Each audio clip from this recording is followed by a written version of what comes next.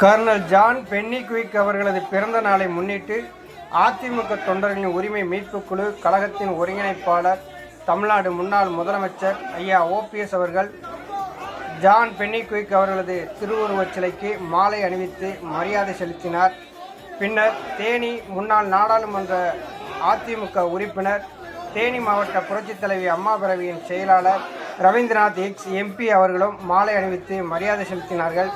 இந்த நிகழ்ச்சியின் போது கழகத்தினுடைய நிர்வாகிகள் மற்றும் தொண்டர்கள் பெருந்திரளாக கலந்து கொண்டனர்.